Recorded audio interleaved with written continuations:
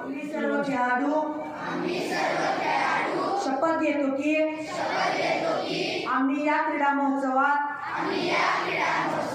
सचोटीने भाग घेऊ।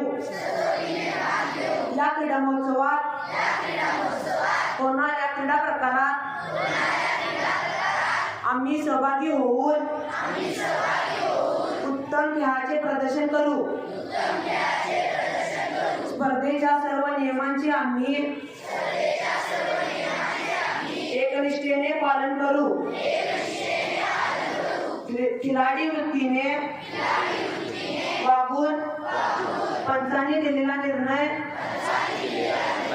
अंतिम मानून स्पर्धा निकोप वातावरणात पार पाडू।